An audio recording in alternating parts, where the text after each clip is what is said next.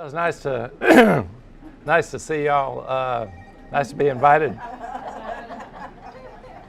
There's one in every crowd, I tell you.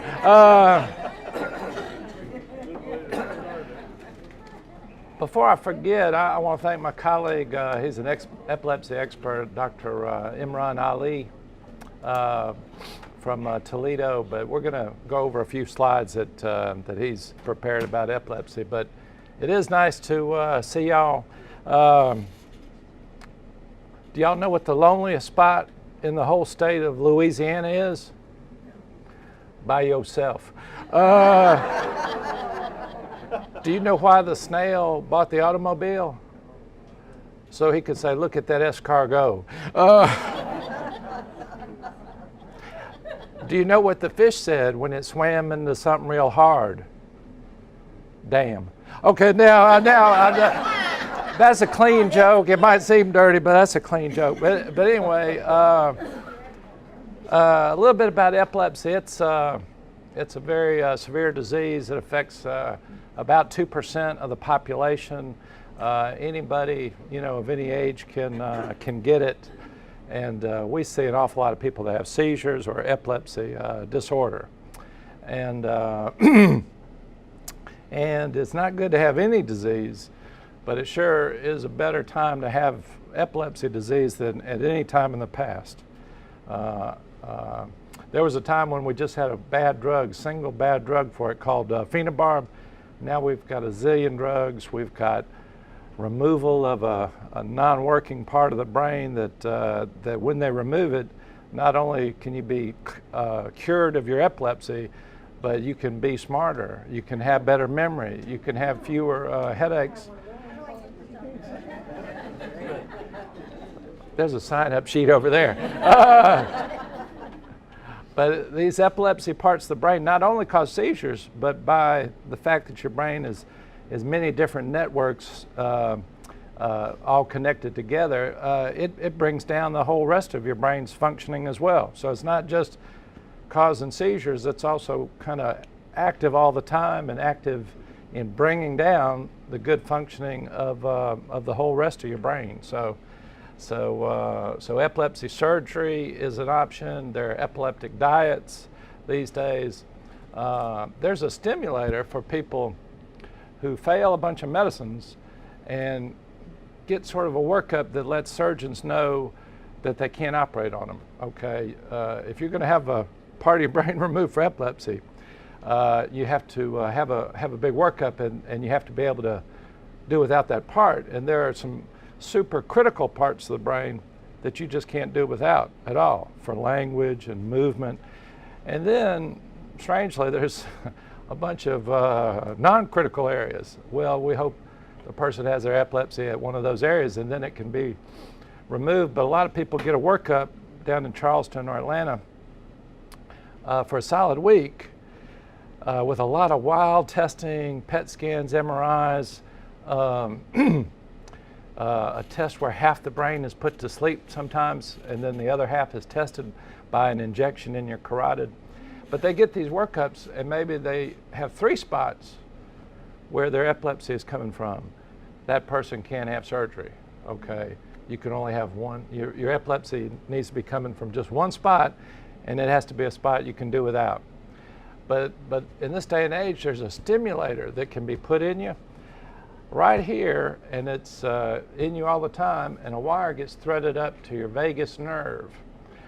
Every 5 minutes, for half a minute, that device gives overdrive electrical stimulation to the brain to treat epilepsy.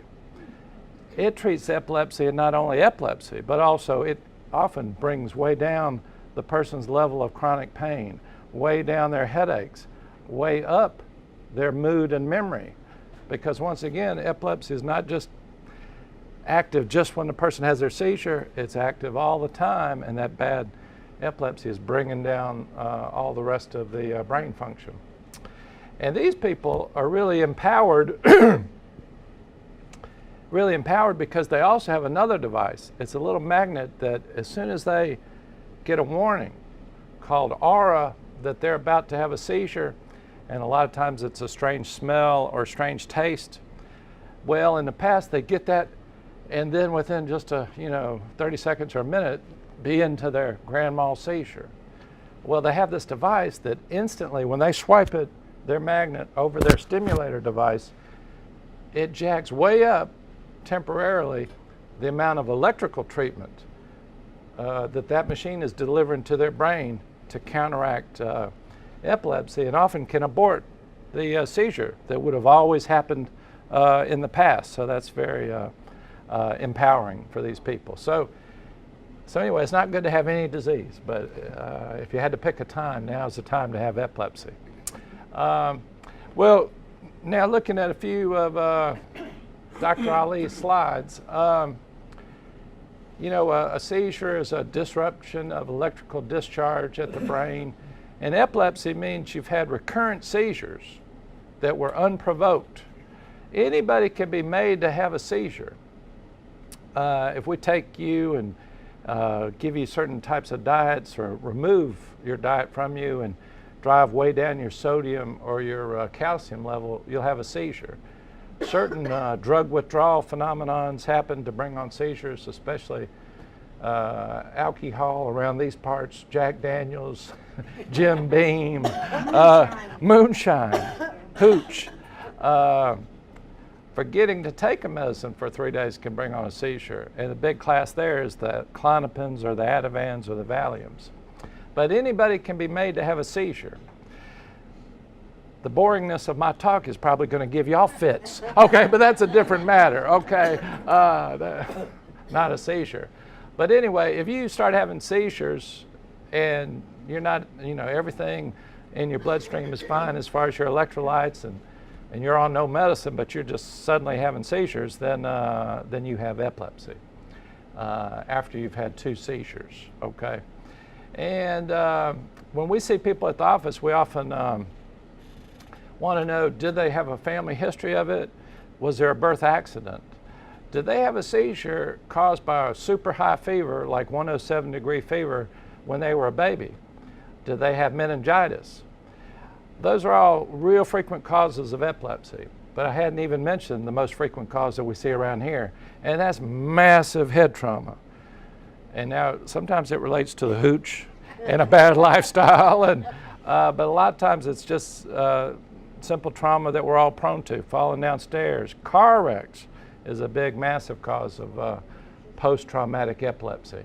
All right, but we do see a lot of it. We got 2.5 million cases in this country.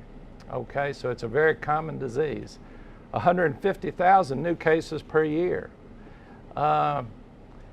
There's a big distinction in my field between, is your epilepsy generalized, primary generalized, meaning it just happens instantly, all at once, all over your brain, or is it localized? Almost all seizures are localized, except for a few people. And one real typical case that we see a lot of, I'm going to think about a lady that I treat now, but a typical scenario is somebody has a funny smell just for a minute, and then a few seconds later they're going, and then 20 seconds later they fall and they're convulsing. Well, it's all been sort of the same epilepsy, and it's just a volume of brain that was involved. There's a part of your brain called the uncus. It's part of your temporal lobe that gives you your sense of smell. A few cells at that place started to fire with epilepsy, fire abnormally, like a chaotic electrical storm, and that's when that person had that weird smell. That seizure storm spread electrically to their whole temporal lobe, and that's when they were just looking weird and not talking. And also totally amnestic, not able to remember anything that was going on if they're asked later what were they doing. And by the way, people always, or not always, but frequently say they don't have epilepsy, and their family, has to show them the video that they've taken of them seizing away, or we show, a medical video of them or Atlanta proves it really, with beyond a shadow of a doubt by showing them their videos. But anyway, that seizure was going on for a while. When it gets to the whole brain, the electrical storm, that's when they're in the grand mal convulsion, okay? But it's all been the same epilepsy process. A few people that we see have an interesting disease called juvenile myoclonic epilepsy. And there's typically a family history, but they'll start having between the ages of around 12 and 18 weird morning jerks. Like they will just jerk like that and jerk themselves out of bed or always be spilling their orange juice. And they'll go on to have jerky seizures where they totally lose consciousness or grand mal seizures. This is a weird type of epilepsy where there's a very deep portion of your brain called the thalamus that has connections with every other cell of your cortex. The thalamus is a subcortical part of your brain. But when that thalamus fires as the very first part of your seizure, you don't get any warning, but suddenly you lose consciousness and go into a grand mal seizure. So that's called primary generalized epilepsy because the seizure started in every cortical cell at the exact same instant. Well, that's a rare seizure type that we can find out by EEG that we do, and it has a certain footprint on EEG, and it demands different medical treatment than the more common type of epilepsy, which I talked about with the lip smacking. The people that have this weird type of epilepsy never have a warning because it just simply starts as a big seizure all over the brain all at once, okay? And that's called juvenile myoclonic epilepsy or primary generalized epilepsy. But this slide gets it, we're always wondering, is it our typical partial or localized epilepsy or partial epilepsy versus generalized epilepsy and seizures? We are always at the clinic wondering what is the first warning because different parts of your brain will have different warnings. If your sensing lobe, called the parietal lobe, is where your seizures start, just opposite as your aura, you'll have weird tingling. Say if my right parietal lobe was the source of my epilepsy, I would have weird tingling on the left side of my body as my seizure aura or warning, and then I might go after a minute of that weird warning into a seizure, okay? If it was back in my occipital lobe where I see, then I might, if it was my left occipital lobe, then off to my right, because everything in the brain is sort of crossed always.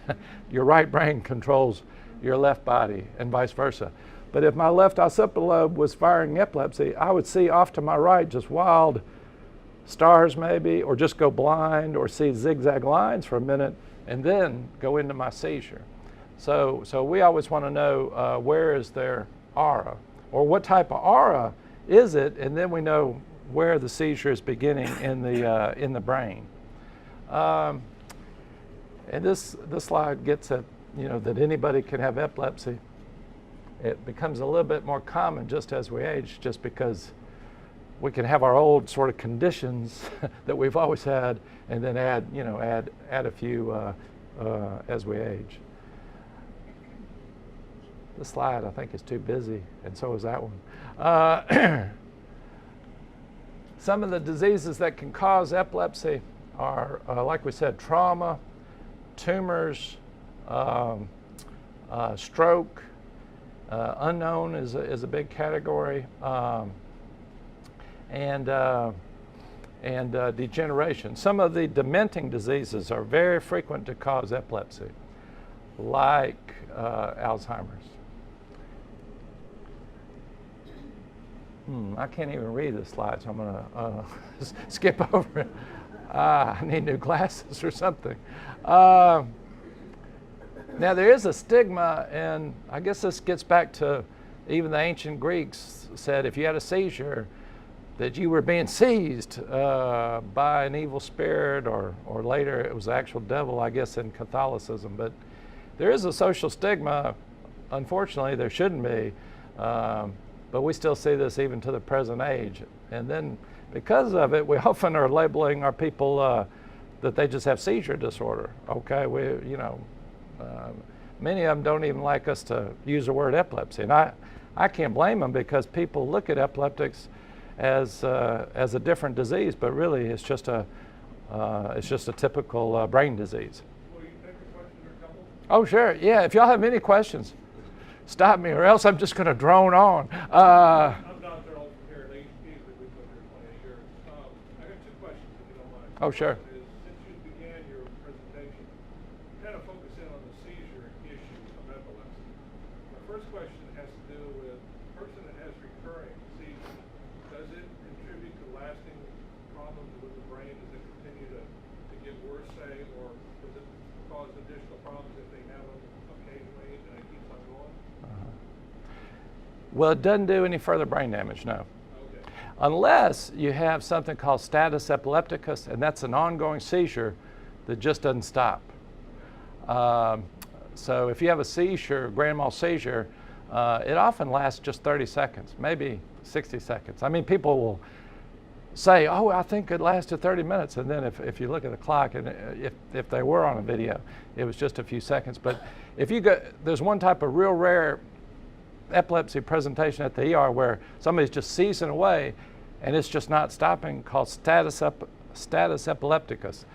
That's the only seizure that can do further brain damage, and usually it doesn't. It's just that it has a chance to. It even has a chance, if it goes on days and days, to be fatal or render somebody vegetative. But that is just, super rare in this day and age with all the kind of treatment that we have. My second question is, you kind of talk about things that are subtle, maybe not so subtle, that can trigger the person to say, not to have one. There's some things that maybe, like you said, attention or whatever.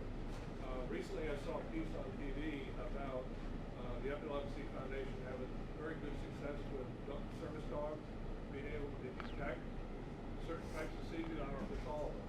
And in the one piece they did show was this service dog of this one man that had a seizure, and the dog was able to retrieve the phone from the pocket and dial 911. The emergency group dismissed it for 5 different times before they finally decided that maybe they ought to go send somebody out there, and they saved him his life. Oh, yeah. Very interesting. Oh, yeah. The dog can detect something that's going on in the human body, as you went to. Yeah. There are some signals somewhere. The dog detected it. Yeah. They would say that man's life. Thank you. They are able to do that. It is amazing, yeah. We don't know how they can do it, if there's some kind of neurotransmitter. There are chemical changes that are happening right with a seizure, release of certain hormones, epinephrine is released, prolactin, but we don't know if it's an increase in the release of those chemicals causes maybe a different smell of their skin, just very temporarily, that the dog picks up on. But really, that's just kind of guessing. And then people can have really bizarre seizure precipitators. People that have epilepsy, it can be real unique and personalized as far as what causes their seizure. Like in almost all of them, missing doses of medicine can do it, or getting no sleep at all the night before. But in some people, it can be hearing a certain instrument of music can bring on a seizure. A full moon can do it, and then we think it's the moon's gravitational pull actually. And then some dogs have epilepsy. I got some dogs on phenobarb.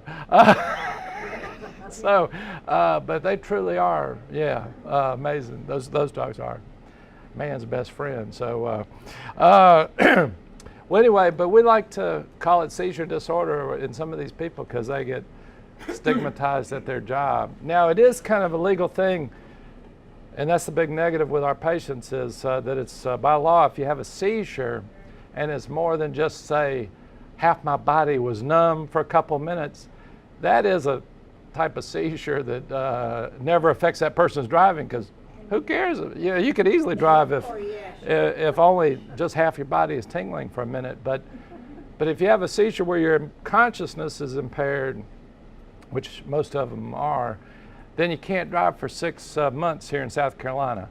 And in much of America, it's 2 whole years.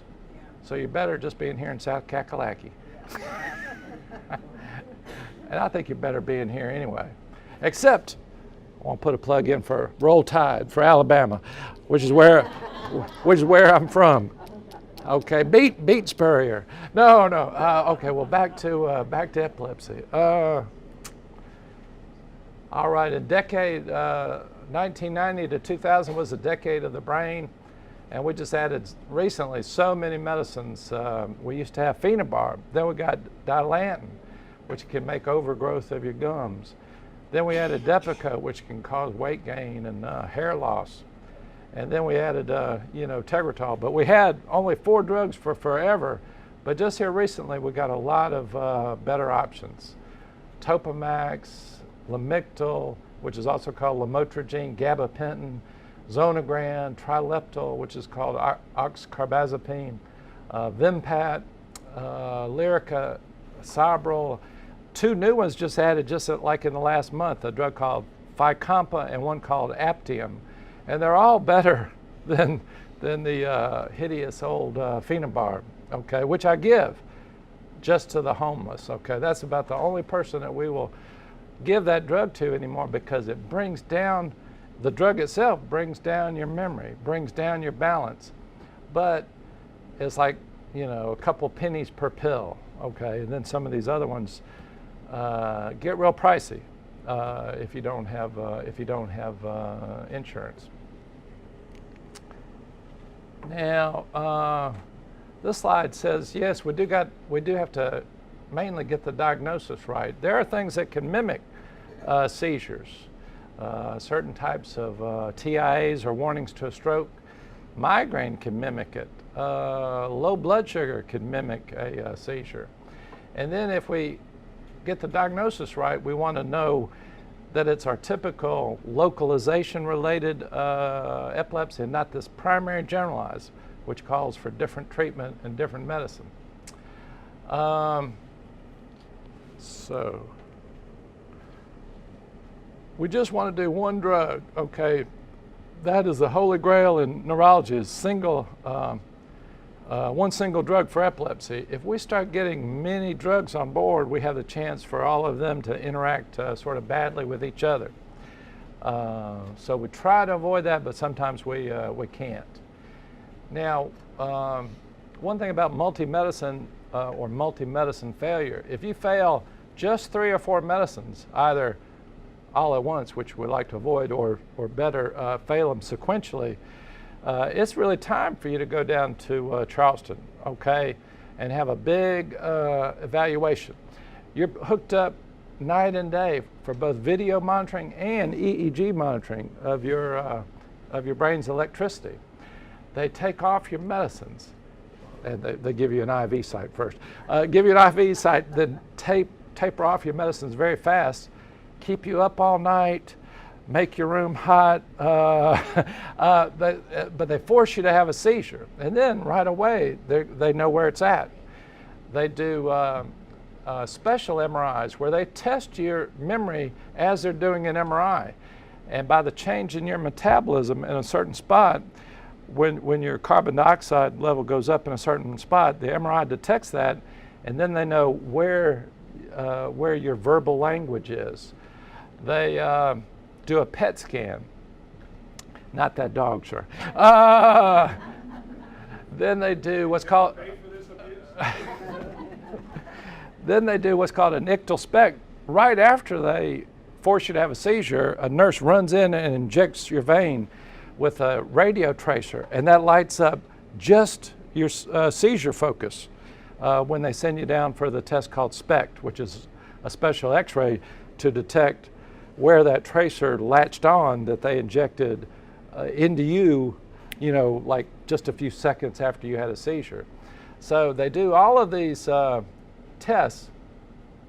And by the way, the special MRI that they did actually takes the place of an old test that I used to do a lot 30 years ago, where doctors would inject a carotid artery with a drug called pentobarbital, and it would instantly put half of your brain totally to sleep. And then we would test the other brain, and the patient really is like they just temporarily had a stroke of an entire half of their brain. And anyway, it's nice that we don't do it anymore because people could become wild. Mild-mannered people just become wild and cursing and just, you know, stuff that they could be blackmailed with if a video got out. And then that test was highly invasive with needles and catheters coming up from your groin all the way to your carotid artery, and it's just not needed anymore. So as things age, or as we progress in medicine, we get much better testing and much nicer and less invasive,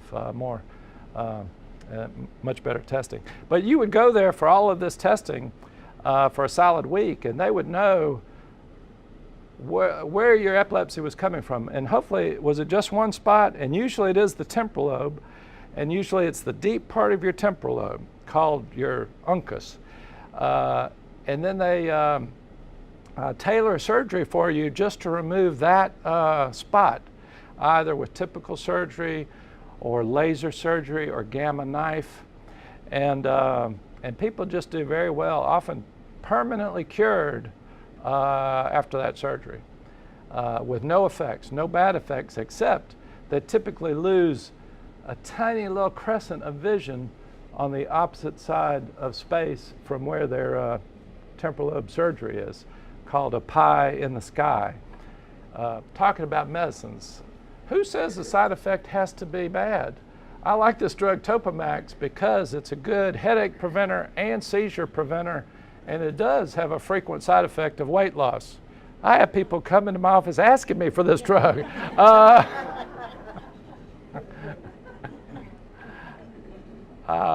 Now, some of the drugs that are used for this primary generalized epilepsy are different, and the two big ones are Depakote or valproate and Lamictal.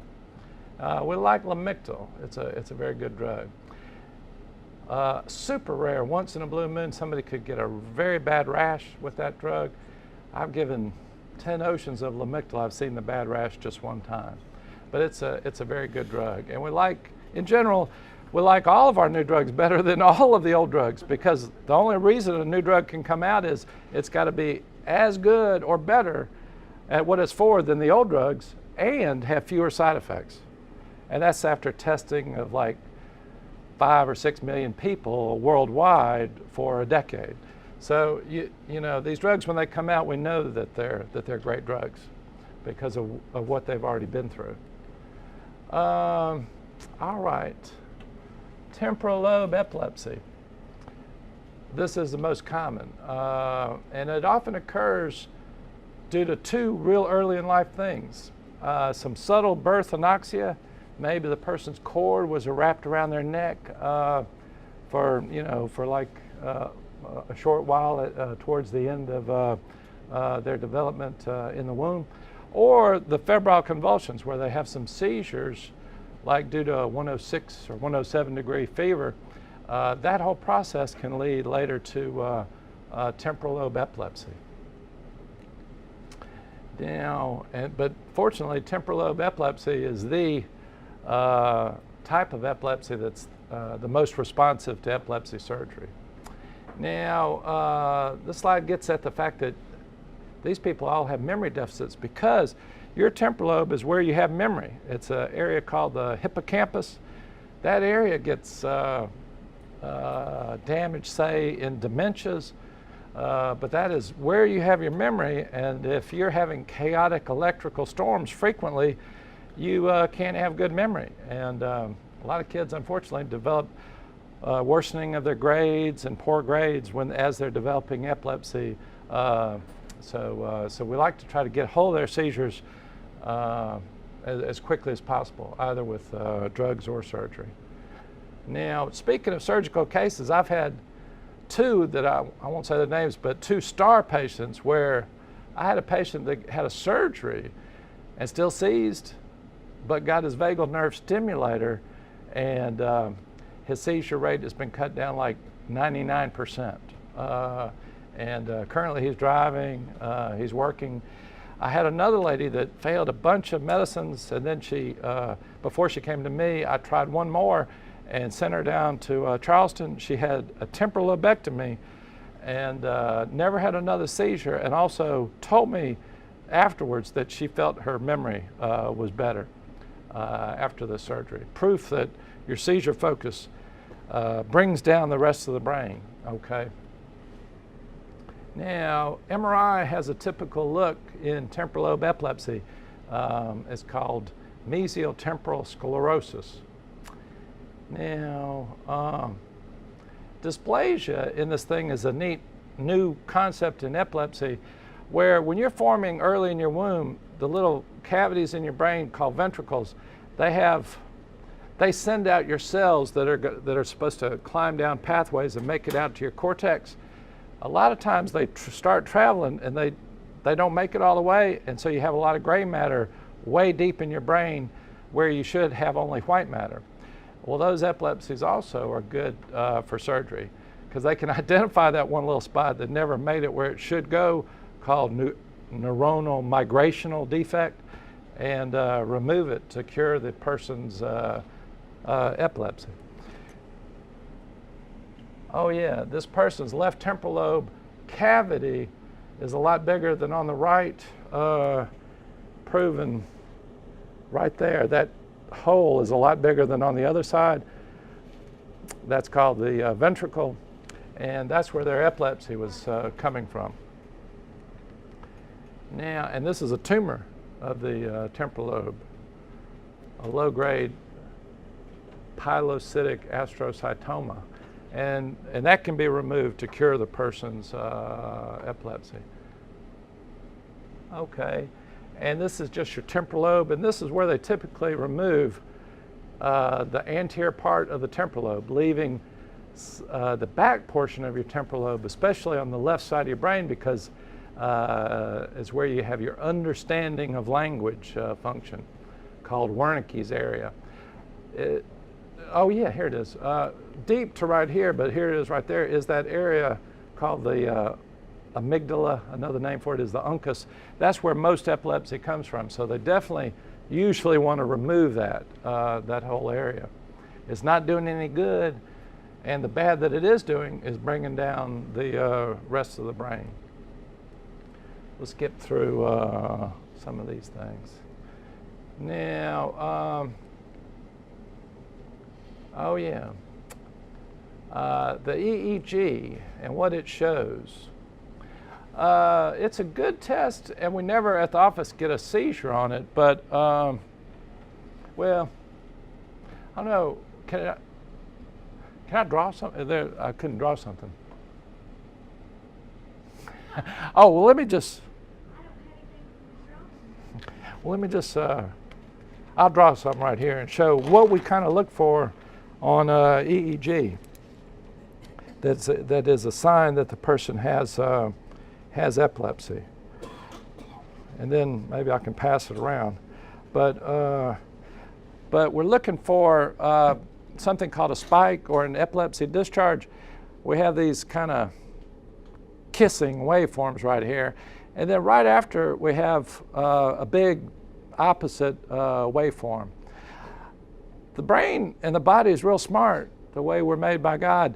This spike is the epilepsy trying to start letting go of a toxic neurotransmitter that's positive and activating. The brain senses that and immediately dumps out a ton of a negative neurotransmitter called GABA, trying to limit the spread of that seizure and stop it, limit it to just one cell at the uncus. And if it fails, and it usually works, but if it fails, there's going to be a seizure, okay? But if we see this on EEG, nothing does this except epilepsy. So if we see this on EEG, we've diagnosed epilepsy, okay? But I always think it's kind of neat the way the body already is trying to combat epilepsy, and it senses it starting, the brain senses a seizure starting and dumps out this good negative inhibiting transmitter called GABA to try to stop the seizure in its tracks. Now, oh, here's a seizure. This is a primary generalized seizure because all over the brain is starting all at once, okay? And these are 3 per second classic discharges. Typically, this would be a little kid who's talking and in mid-sentence stops and freezes. As soon as the 30 seconds of seizure is over, he resumes the same sentence, but doesn't think anything has happened. Okay, and somebody will say, "You just had a seizure." You're crazy. I didn't. I absolutely didn't have a seizure. I'm having a normal day. And that's called absence epilepsy. That is another type of primary generalized epilepsy. There's a drug that is typically used, that's only used for those kids, called Zoranton. This is that discharge that I'm passing around. This discharge here, the seizure is trying to start, and right away the body, as that following waveform of negativity, is trying to limit that spread and stop a seizure. Here's the seizure beginning. The brain is always supposed to be chaotic and disorganized with its activity. So people say, "Oh, the seizure is a chaotic electrical storm." And exactly the opposite is technically true.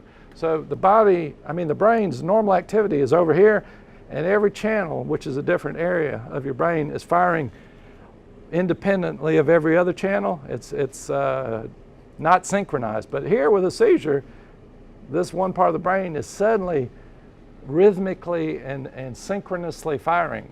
So that actually is that's the seizure. That's the epilepsy. So anyway, but we don't quibble. If people want to call it an electrical storm, well, we'll let them. But the opposite is true, and that's more of a seizure. And we talked about this, except we didn't talk about intracranial recording. Sometimes people want to have surgery because the epilepsy is really having a negative impact, but they might have an EEG, regular one, that says you got a discharge from your right temporal lobe, and get an MRI where there's abnormalities of the left temporal lobe. Well, those people get a special type of admission down in Charleston, and they get surgery just to monitor their epilepsy. They have big grids of electrodes placed on their brain and deep into their brain. And these electrodes can either record or stimulate. Okay, and that can help if a surgeon's operating on you and they stimulate a little area and suddenly you stop talking, they want to leave that area alone. Okay, but that's called intracranial recording. I was an epilepsy fellow at Bowman Gray, and went in on a lot of surgeries where stuff like this is sort of done, and the person would be awake, and we would be mapping them with this kind of device, but also doing a ongoing neurological exam that might take 2 hours, talking to them the whole time, and then they suddenly are looking at a certain area, and they might get it real cold but not remove it yet, but just trying to see is it critical, and suddenly they stop talking to me and I'm under the hood with the person because the brain doesn't feel pain, and you can be fully awake and fine and be undergoing a brain surgery. So, but if they would suddenly stop talking or have any symptom, then they would know that they could not remove that section of the brain. All right. We talked about JME, juvenile myoclonic seizures. Oh, does anybody have any other question or? Oh, yeah.